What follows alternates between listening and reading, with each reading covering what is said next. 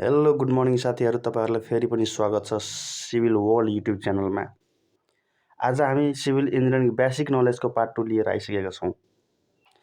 आज हामी यसमा केही विशेष बुदाहरूको बारेमा छलफल गर्छौँ। तर सुरु गर्न भन्दा अगाडि कृपया यो भिडियोलाई लाइक, सेयर, सब्सक्राइब गरिदिनु होला। अब सुरु गरौँ। नम्बर 1 मा छ weight of a steel bar. Weight of a steel bar equals to d square upon 162 multiplied by length, जसमा d भनेको डायमिटर अफ बार, l भनेको लेन्थ अफ बार।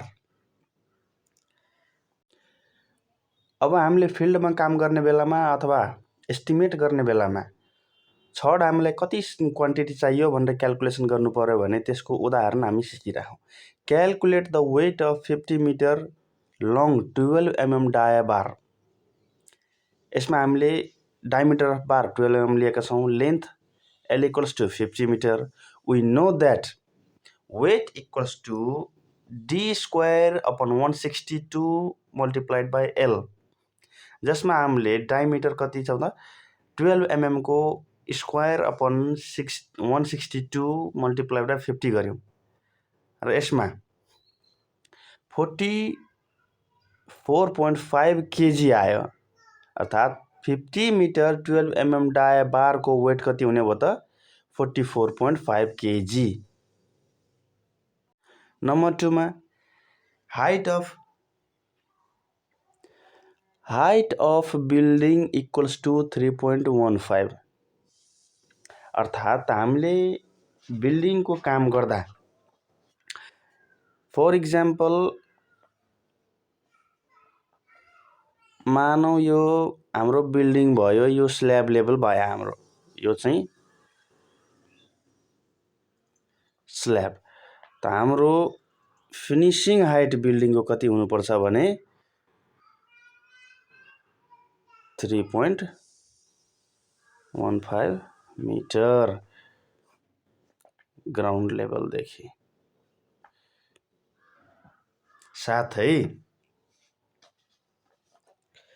अर्को बुँदा के छ भने height of parapet wall should be 1 metre. हामीले after slab हामीले छत ढलान गरिसकेपछि जहाँ हामीले प्यारापेट वाल दिनुपर्ने हुन्छ त्यसको हाइट कति हुनुपर्छ भने 1 metre. Minimum thickness of slab ढलान गर्ने बेलामा हामीले ध्यान राख्नुपर्ने एउटा महत्त्वपूर्ण कुरो पनि हो, स्ल्याबको मिनिमम थिकनेस 5 इन्च हुनैपर्छ। Minimum diameter of bar used in स्ल्याबमा मिनिमम डायमिटर भनेको 8 mm हो। Minimum diameter of bar used in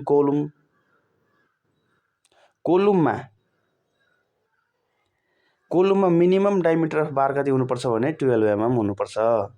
minimum number of bars used in square or rectangular column equals to 4। अब यो जानिराखौँ है त। मानौँ यो हाम्रो एउटा रेक्ट्याङ्गुलर अर स्क्वायर कोलुम भयो, जसको यो भयो ए साइड भने यो पनि ए नै भयो। अब यस्तोमा के गर्ने त, मिनिमम सङ्ख्या छडो कति हुनु पर्यो भने 4 हुनु पर्यो। एउटा यो कर्नरमा, एउटा यहाँ हुनु पर्यो, एउटा यो कर्नरमा, एउटा यो कर्नरमा। मिनिमम सङ्ख्या कति हुनु पर्यो त 4 हुनु पर्यो। र यसको डायमिटर मिनिमम डायमिटर कति हुनु पर्यो भने 12 mm डाइको हुनै पर्यो।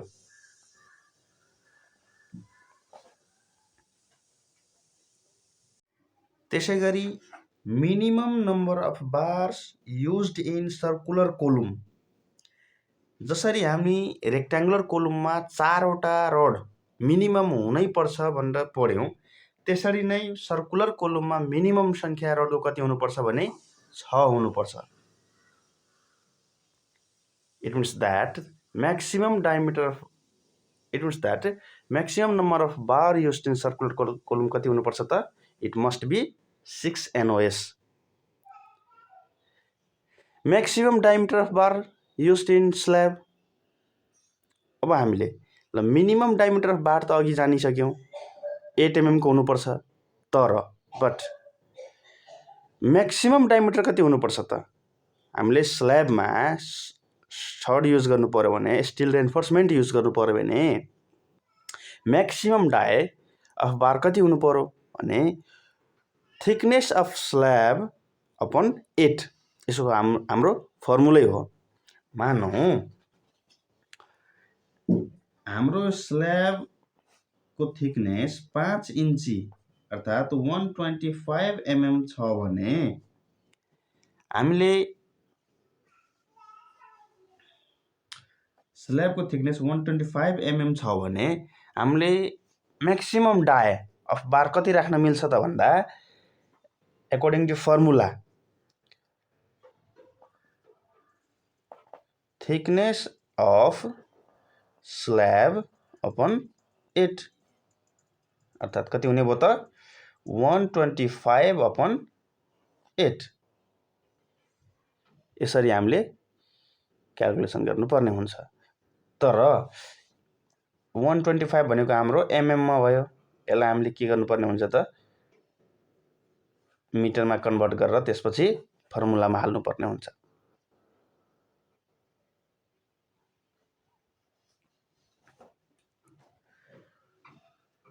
त्यसैगरी नेक्स्ट पोइन्ट हाम्रो मिनिमम चेयर स्पेसिङ. स्ल्याब कङ्क्रिटिङ गर्ने बेलामा हामीले क्र्याङ्क गरेर सरिया हाल्नु परोस् अथवा डबल जाली हाल्नु पर्यो भने दुईटा लेयर बिचको जुन स्पेसिङ हुन्छ त्यसलाई मेन्टेन गर्नको लागि र कभर मेन्टेन गर्नको लागि जुन चेयर राख्ने गरिन्छ त्यसको दुईटा चेयर बिचको दूरी कम्तीमा कति हुनुपर्छ भने 1 मिटर हुनुपर्छ. अर्थात् 1 मिटरभन्दा बेसी हुनु हुँदैन. त्यसैगरी minimum dia of bar used in chair. अब चेयर बनाउँदा कम्तीमा हामीले 12 mm को छड प्रयोग गर्नुपर्ने हुन्छ. We should use 12 mm dia bar while making chair. Longitudinal reinforcement should not be less than 0.8 and not be more than 6% of gross area.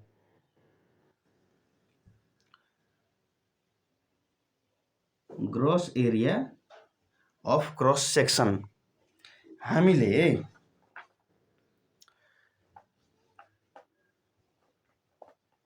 मानौ कि यो स्ल्याब कङ्क्रिटिङ गर्नुपर्ने छ. हामीले यसमा के गर्नुपर्ने हुन्छ लङ्गिट्युडनल सरिया यसरी सर्टेन स्पेसिङमा हाल्नुपर्ने हुन्छ. अब यो हामी जुन रेन्फोर्समेन्ट हाल्छौँ त्यसको क्वान्टिटी कति हुनु पर्यो त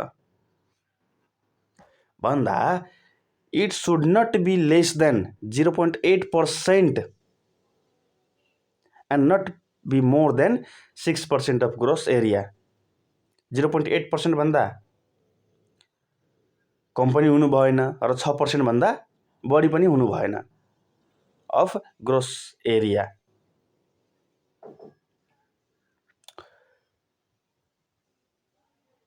binding wire required in steel reinforcement is 8 kg per metric ton. Binding wire हामीलाई कति चाहिन्छ भन्दा 1 मेट्रिक टन छडको काम गर्दा 1 मेट्रिक टन रेन्फोर्समेन्टको काम गर्दा 8 kg बाइन्डिङ वायर चाहिन्छ. त्यसैगरी volume of 1 bag of cement. हामीले यो अघिल्लो भिडियोमा पढिसकेका थियौँ, छलफल गरिसकेका थियौँ. त्यो पनि यो मैले रिभिजनको लागि यसमा राखेँ. Volume of 1 bag of cement equals to 0.0347 cubic metre हुन्छ. Initial setting time of cement. यो लोकसेवाको दृष्टिकोणले एकदम महत्त्वपूर्ण क्वेसन हो. Question number 14, 15 and 16. Volume of 1 bag of cement 0.0347 cubic metre. त्यसै गरी initial setting time of cement equals to 30 minute र final setting time of cement equals to 10 hours or 600 minute. यो चाहिँ हाम्रो लोकसेवाको दृष्टिकोणले पनि एकदम महत्त्वपूर्ण क्वेसन हो। हस्त साथीहरू, भिडियो हेरिदिनु भएकोमा धन्यवाद। आशा छ तपाईँहरूले यो भिडियो मन पराइदिनुहुन्छ। यदि यो भिडियो मन पर्यो भने कृपया लाइक, सेयर, सब्सक्राइब गरिदिनु होला र तपाईँहरू समक्ष हाम्रो नयाँ भिडियो पुगोस् भन्ने उद्देश्यले कृपया बेल आइकन पनि थिचिदिनु होला। हस्, धन्यवाद।